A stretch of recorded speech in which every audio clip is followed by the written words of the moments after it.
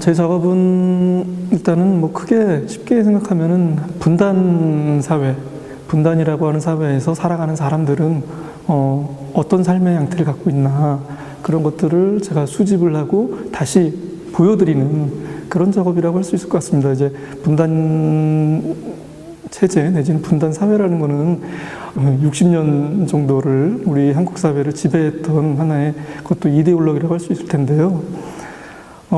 그 분단이라고 하는 시스템은 열심히 작동을 하는데 제가 보기에는 오작동을 보여주면서 작동을 하는 시스템이더라고요. 그래서 때로는 그 오작동하는 모습들이 실제로 분단의 작동을 보여주는 건 아닐까라는 생각으로 때로는 비틀어서 때로는 블랙 코미디처럼 보여주면서 마치 이것이 바로 분단 사회를 살고 있는 분단인 당신의 모습은 아닐까요?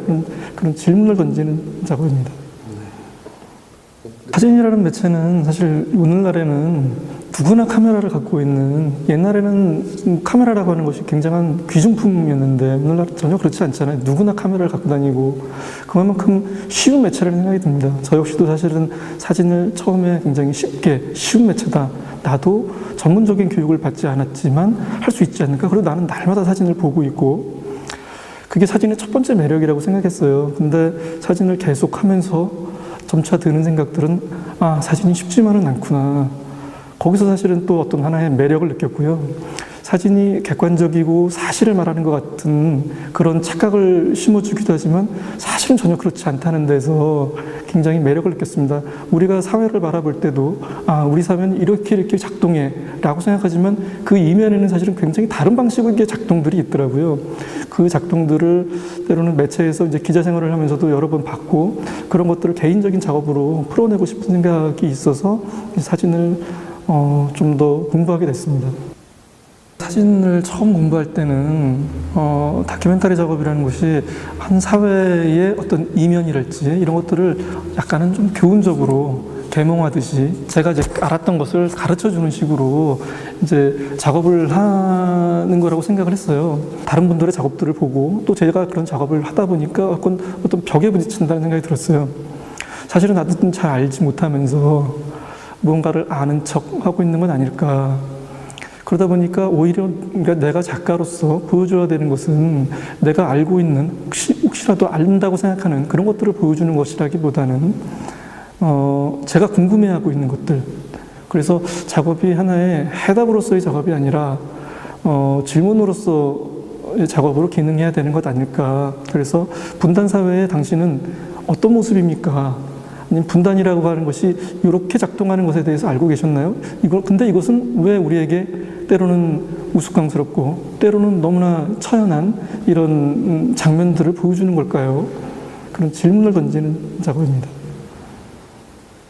예, 야릇한 공은 말 그대로 얄밉고도 또 야릇한 그 어떤 공이라고 하는 물체를 약간의 퀴즈 형식으로 풀어나가는 작업인데요. 저는 저 작업은 말 그대로 당장 곧바로 저것은 무엇이다 라고 관람객이 느끼지 않아도 된다라고 생각을 했어요. 그래서 저 공의 변신수를 서서히 즐겨가면서 저 공이 위치해 있는 저 마을에서 대체 무슨 일이 벌어지고 있는 것인가 거기에 대해서 관심 그런 것들을 좀 환기시키고 싶은 생각이 있었죠. 그리고 저 마을에서 벌어지는 일이 사실은 나의 일이 될 수도 있다라고 하는 것, 그런 것을 자각하는 것은 어떨까, 그런 일종의 제안을 던져보고 싶었던 작업입니다. 처음에는 저 공이 무엇인지 전혀 몰랐죠. 저 대추리를 찾아갈 때 이제 길을 잘 몰랐으니까 저 공이 보일 때마다 이제 대추리 다 왔구나, 그런 하나의 지표 역할을 했었는데요. 나중에 필름들을 검토하는 과정에서 저 공이 많이 찍혀 있더라고요.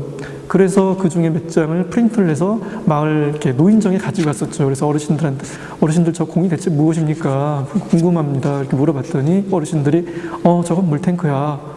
또 다른 어르신이 웃기지 말라고, 무슨 물탱크냐고, 기름탱크라고. 또 한 분은 자기가 미군 부대에 아는 친구가 있는데 그 친구한테 물어보겠다고 직접 전화를 하시더라고요. 그러면서 어르신들끼리 막 옥신곡신 싸우고 있는 모습이 저로 하여금 더 궁금증을 증폭시켰죠. 만약에 어르신이 바로 저것은 레이도미아라고 알려주셨다라면은 아마 그 궁금증이 바로 사라졌을 텐데, 그래서 그 궁금증 때문에 저 사진들을 이제 의식적으로 찍게 됐죠. 그러면서 인터넷에 문의를 구하기도 하고 한미연합사에다가 편지를 제가 나는 이러이러한 작가인데 이 공예의 재질은 무엇이냐, 언제 생겼느냐, 그리고 한반도의 또 다른 곳에 어디에 있느냐, 또 해외에 설치되어 있는 사례는 무엇이냐 등등의 한 열 몇 개의 질문을 담아서 편지를 보냈어요. 그리고 이제 답이 없어서 제가 군사 전문가를 찾아가서 군사 전문가의 자문을 듣고 그러는 여러 가지의 좌충우돌하는 과정들을 이 작업 노트에 담고 있습니다. 관찰하는 사람의 입장에서도 그렇지만 뭐라고 해야 될까요? 저항의 공간에 있는 분들에게는 정말 너무너무 무겁고 힘겨운 공간이어서 사실 어느 것이 더 인상이 남고 인상이 남지 않는다라고 말씀하긴 참 어려운데요. 그래도 꼭 굳이 꼽으라면 사실 대추리 같은 경우겠죠. 대추리는 실제로 제가 잠깐 마을에서 조그만 마을 사진관을 한답시고 저희 가족들이 같이 이주해서 살기도 했었고요. 그리고 대추리에서 여러 가지 작업들을 같이 진행을 했었는데요. 대추리라고 하는 공간은 사실은 분단 모순을 굉장히 극적으로 보여주었던 공간이었기도 했고, 또 한미 관계가 사실은 얼마나 모순되게 이렇게 관계 맺고 있는지를 보여주는 것이기도 했고, 또 하나는 우리가 그 안에서 분단만 바라보기도 쉬운데요. 사실은 대추리를 엄청나게 큰 규모의 기지를 지으면서 거기서 이속을 챙기는 사람들은 사실은 미군만이 아닙니다.